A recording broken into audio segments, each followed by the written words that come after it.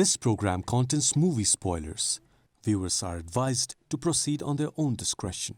When Charlize Theron is beautiful, she is beautiful. When Charlize Theron is bold, she is absolutely bold.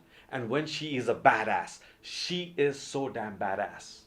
You might have enjoyed her Aeon Flux, made some rubbers burn in Italian Job, and you must have already been a fan of Mad Max Fury Road. Then wait no more, simply put on The Old Guard and Netflix and chill. Welcome to I Like to Movie It. Let's see what The Old Guard is all about. We don't have all the answers, but we do have purpose. Andromache of Scythia, or simply Andy, played by Theron, is an immortal who, in her own words, is too old and has lived through most of the known human history and spent most of it as a warrior. In the 21st century, she and three other immortal men like her, Booker, Joe, and Nikki, are mercenaries but serving to save humankind. They are discovered by Copley, played by Chiwetel Ejiofor, who wants pharmaceuticals developer Merrick, played by Harry Milling, to literally extract the secrets of immortality from them. The movie progresses when Andy's group discovers a new immortal entry, Niall Freeman, played by Kiki Lane, and takes us through a tough cat and mouse game of staying anonymous while ensuring that Niall understands her newfound ability. The Old Guard is based on the graphic novel of the same name, published not so long ago. For me, what is most admirable about this movie is how close it sticks to the source material. The opening lines of the comics and the opening lines of the movie are exactly the same. Since having recently gone through the comics, for me, drawing parallels between the source and the adaptation was a grand fun. I would like to extend my gratitude to the screenplay artist Greg Rucka, who also happens to be the writer of the graphic novel, for ensuring that the mood setting, the tone, the film noir style of storytelling were intact in the movie also. Comic book fans will definitely not be disappointed with this one. The movie is basically an action movie, and the director has kept those action sequences tight. Bombs and guns, broken bones and bloody bodies are here, there, and everywhere. They are well choreographed, full of vigorous energy, and cinematically aesthetic. They aren't for the faint of heart, which means they readily earn brownie points for action movie goers. But even though The Old Guard sticks to its basic blueprint, the screenplay has deviated a tad bit too far, and herein lies the biggest problem of the movie. Like I've already mentioned, the comic book is based on film noir, the genre made so popular by the great Frank Miller.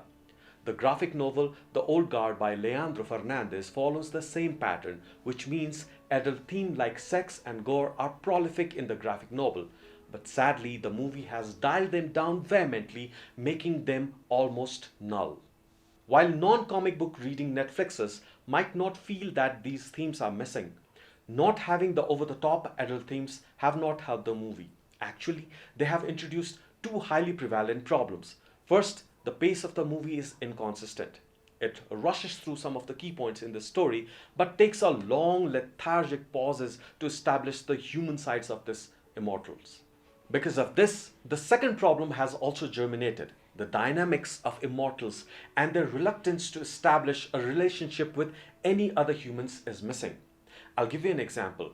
While in the comic book, the gay relationship between Joe and Nikki is well flourished and enough justifications can be read in between the lines, the same relationship in the movie looks forced, without any verticals, and let's face it, Netflix has its fair share of blame for putting in characters of race and color, sexual orientations and inclusion without any justifiable grounds. Shame on the director for obliging to obscure Netflix standards. I would have preferred to watch The Old Guard as a TV series. If you opt to watch the movie, I guess by the end you would not feel any different either. While the comic book writer Greg Rucka has words and pages to properly flesh out the antagonist, director Gina Prince Bythewood has downplayed her antagonist.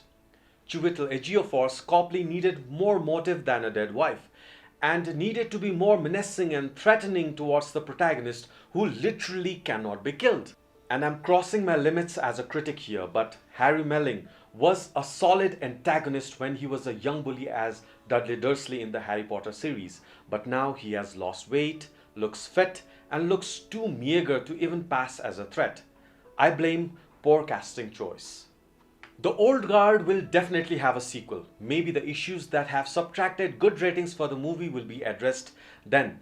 But as a standalone movie, The Old Guard seems incomplete, full of inconsistencies in character personalities, backstories, and character motives. Director Gina Prince Bythewood needs to rethink how to approach this action flick next time she approaches it. We are watching you.